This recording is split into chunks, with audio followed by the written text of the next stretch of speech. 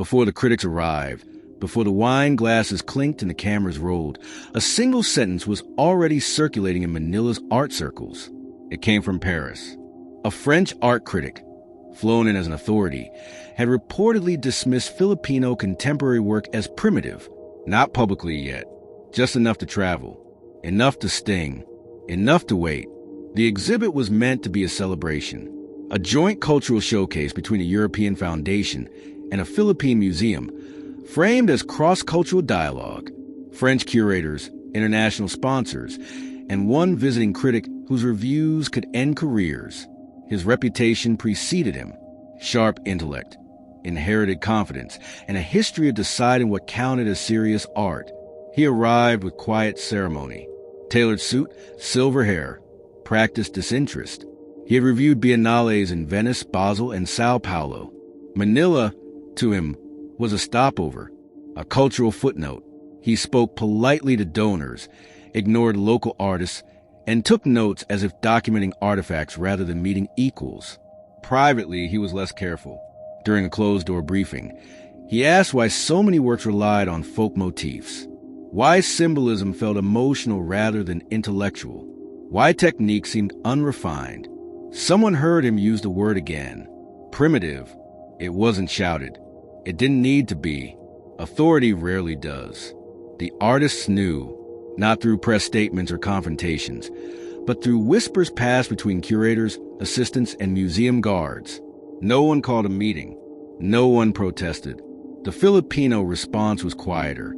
They focused on lighting, on spacing, on letting the work speak in its own time. Among the exhibitors was a mid-career Filipino artist named Raphael. Not famous, not unknown. His work blended archival photographs, indigenous weaving patterns, and industrial steel. He rarely spoke during panels. When asked to explain his work, he usually said it was better to stand with it first. The French critic noticed Raphael's installation immediately and dismissed it just as fast. He scribbled something, frowned, and moved on. To him, the piece looked like nostalgia framed as resistance, craft masquerading as theory. He muttered that Europe had already moved past this kind of sentiment decades ago. Opening night arrived with speeches about partnership and shared history. The critic stood near the center, surrounded by journalists eager for a quote. He spoke smoothly about global standards and artistic evolution. He warned gently about the dangers of romanticizing the local at the expense of universal relevance. Then the exhibit opened fully. Visitors flowed in. Students, diplomats, collectors. They lingered longer than expected, not at the French-curated section, but at the Filipino works. Conversation slowed. People stopped reading wall text and started asking questions. Some sat on the floor in front of Raphael's installation. The critic noticed the shift. Attention had weight, and it was pulling away from him. He returned to Raphael's piece, this time staying longer. The steel structures were etched with dates. The woven patterns corresponded to trade routes. The photographs aligned with archival shipping logs from the colonial period. What he thought was decorative was data.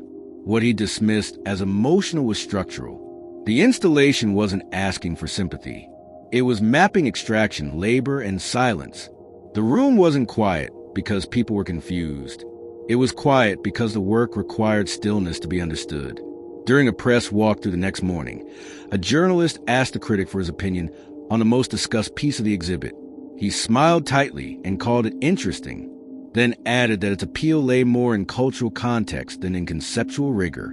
Raphael was standing nearby. He didn't interrupt. He didn't correct him.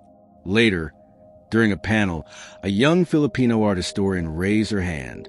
Calm voice, precise language. She explained how the installation directly challenged a theory the critic himself had published 15 years earlier using his own framework. The room shifted. The critic leaned forward. The historian cited his book, page numbers included. She showed how Raphael's work extended the theory beyond Europe, exposing its blind spots. She didn't accuse. She didn't attack. She simply demonstrated that the work had already surpassed the assumptions behind the critique. Questions followed, not hostile ones, curious ones. The critic answered carefully, then defensively. His authority, once effortless, now required explanation. The journalists noticed. So did the sponsors. This wasn't confrontation. It was something more unsettling. Intellectual displacement. By the third day, international coverage shifted tone.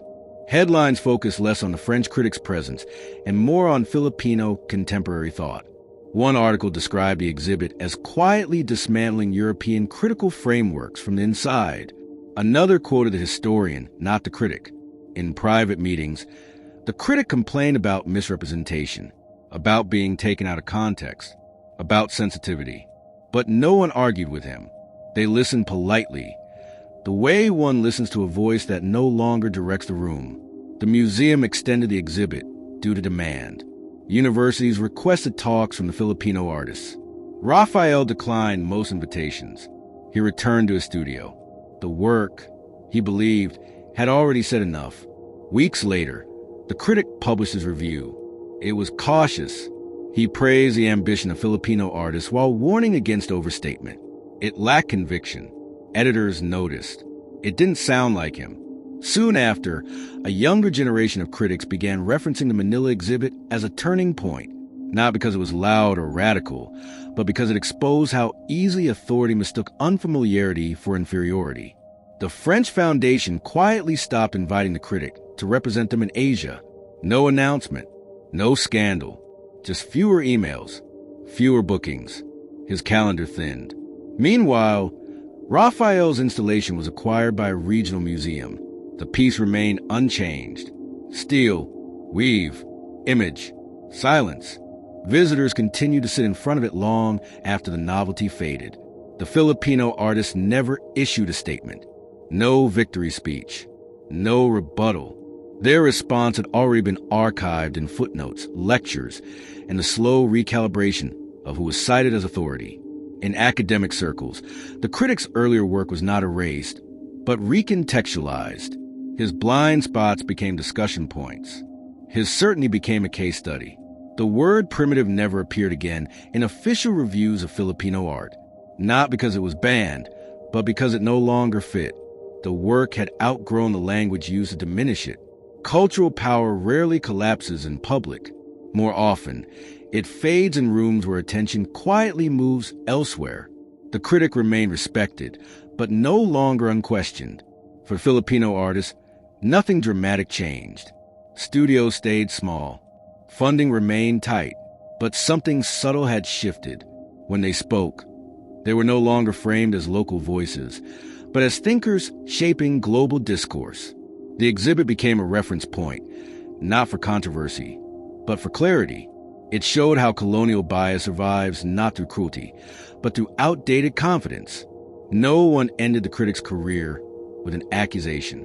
It ended through relevance, through work that didn't ask permission to be taken seriously. In the end, Filipino humanity didn't need to argue its worth. It simply stood still, built carefully, and waited for authority to realize it was no longer at the center.